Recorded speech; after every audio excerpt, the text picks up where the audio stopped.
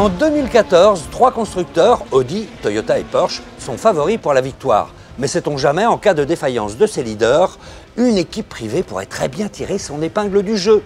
On va demander aux Suisses de Rebellion Racing ce que cette nouvelle réglementation change pour eux.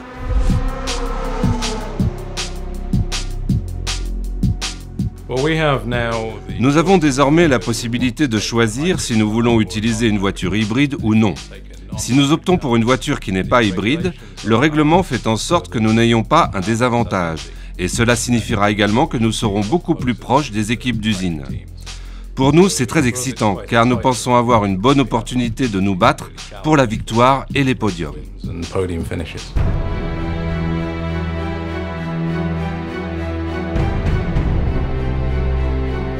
Donc pour être clair, cette année, la clé, c'est la fiabilité. Je pense que la fiabilité est toujours une donnée très importante, d'autant plus sur une course de 24 heures comme au Mans. Mais cette année, je pense qu'avec la nouvelle réglementation mise en place, ce sera difficile pour les constructeurs, car ils ont beaucoup plus de nouvelles technologies que nous. Alors si je comprends bien, pour Rebellion 2014, c'est vraiment l'année où il faut briller. N'est-ce pas, monsieur Barthelden? Oui, c'est sûr.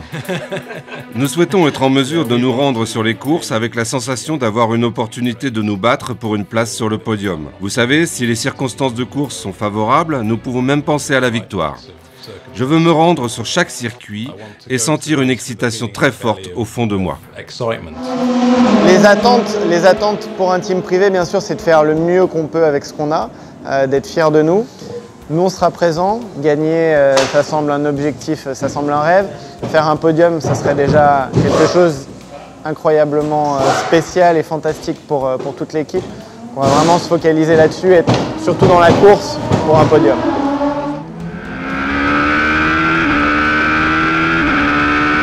Alors, que pensez-vous des équipes privées qui seront en face de vous, mais qui n'auront pas de système hybride? Sur le papier, en termes de performance, nous devrions avoir un avantage clair sur les équipes privées. Mais nous sommes tout à fait conscients qu'avec une voiture LMP1 hybride si complexe que nous développons depuis 2 ans déjà, le plus gros défi sera de finir les courses. Et avec les performances réalisées par exemple par Rebellion les années précédentes, nous savons que les équipes privées seront proches des constructeurs et nous avons donc un véritable respect pour ce qu'ils réalisent chaque année. En 2014, je pense qu'ils seront de redoutables adversaires.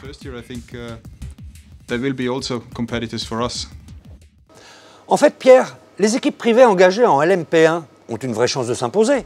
Les écuries privées ont accès à la catégorie LMP1. Elles peuvent même choisir pour la version Light sans les onéreux systèmes hybrides, contrairement aux équipes officielles. Dans le passé, on a vu Pescarolo ou Oreca jouer la victoire. Mais pour inquiéter les usines, il faut être fiable à 100% et surtout passer le moins de temps possible au stand. Ce sera l'objectif avoué de Rebellion cette année.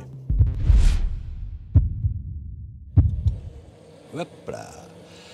Bon, la prochaine fois, nous nous intéresserons à la voiture de Monsieur Tout-le-Monde. En attendant, je continue de m'entraîner car j'aimerais bien les faire ces 24 heures et essayer de rivaliser avec les meilleurs.